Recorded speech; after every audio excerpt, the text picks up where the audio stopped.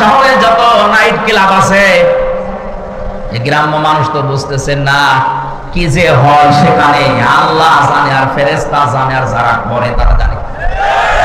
মানুষ যে এত নিচে নামতে পারে, 4-5 জন মিলে একাধারে ধর্ষণ করছে আর একজন করে ভিডিও করছে, দেখছে, এটা কোনো পশুর দ্বারা সম্ভব না। অশ্লীলতা, জেনা, ব্যভিচার, ধর্ষণ যখন সমাজে বেড়ে যায়, মহান আল্লাহ 27টা গজব ওই দেশে নাযিল করে। কোরআনে কারীম জানিয়েছে, যাহারাল ফাসাদু ফিল বাররি ওয়াল বাহরি বিমা কাসাবাত আইদিন নাস লিয়ুযীকাহুম বা'দাল্লাযী আমিলু লাআল্লাহুম ইয়ারজিউন। যারা স্থলে যে বিপদ গুলো, এই যে তাপদাহ চলছে, হঠাৎ বৃষ্টি বন্ধ হয়ে গেছে, দুনিয়া গরম করে ফেলেছি আমি আল্লাহ, এটা এমনি এমনি করি না, তোদের হাতের কামাইয়ের ফসল এটা। আমি আল্লাহ চাই এই তীব্র আযাব দিয়ে তোরা যেন আমি আল্লাহর দিকে তওবা করে ফিরে আসিস।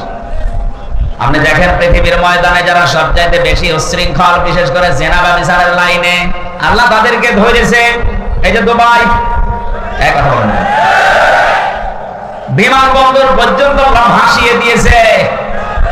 এত বড় শক্তিশালী, এত বড় অর্থনৈতিক ভাবে সম্পূর্ণ দেশকে যদি আল্লাহ চোখের পলকে নষ্ট করে দিতে পারে, তছনছ করে দিতে পারে, আমাদের কিছুই লাগবে না। শুধু এই তিস্তার পানিকে যদি আল্লাহ হুকুম দেয় 100 হাত একটু জারণ করে, খুঁজেও পাবেন না কিছু।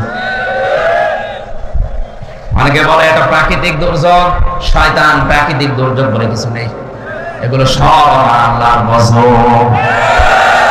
আপনি থামেন, আনন্দ ফুর্তি এগুলো বন্ধ করেন এখন।